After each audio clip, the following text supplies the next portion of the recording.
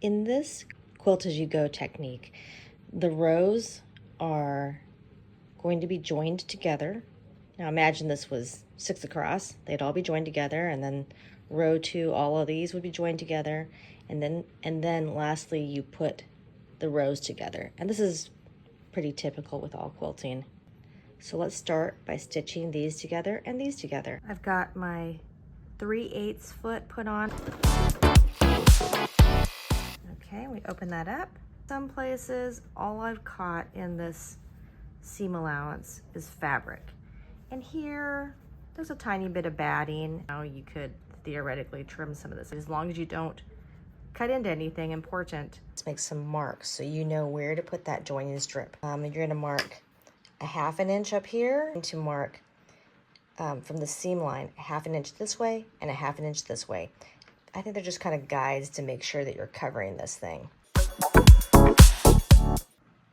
I come from a garment sewing background, so I must clip these corners. It's to reduce bulk, and this, you just clip that corner and all 4 corners here. Okay, I'm cutting the 2-inch cover strip. Spray starch this, and then there is my starched cover strip.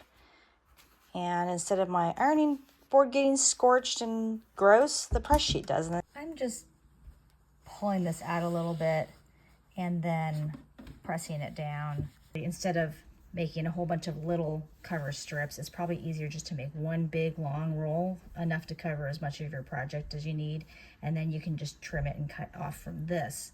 Trim these to the size of the block. Again, 1/2 inch here. Quilters like to use glue when it comes to bindings. A strip, attach it to my block. It doesn't really work unless you iron it on. I'm a big believer in press cloths, especially when anything has to do with glue. Having a stitch in the ditch foot with this little metal guide makes all the difference. This metal guide is just going to ride along this edge, but because we want to stitch just to the inside of it, I usually move the needle position 2 clicks to the left. The turquoise thread here makes that really invisible looking, and then on the back, now that I've switched to black thread, that also just kind of blends in as well. Okay, I've got the cover strips on my 2 pieces. These are the rows, and then now you can join the rows together by having a strip go across horizontally this way. Stitch this together with a 3/8 inch seam here, and then I'm going to do everything I did with this, press it flat and make a cover strip that goes all the way across here. It's important to note that the cover strips that begin and end a 1/2 inch from the edge are where they're going to join. The cover strip end that is going to be at the edge of the quilt for the binding should go all the way to the end. Flip it over. And that's our completed mini quilt. We still have to do the binding, but we've got all of the quilt done. You can also turn this into a pillow cover at this stage. It's the right size for an 18-inch pillow cover.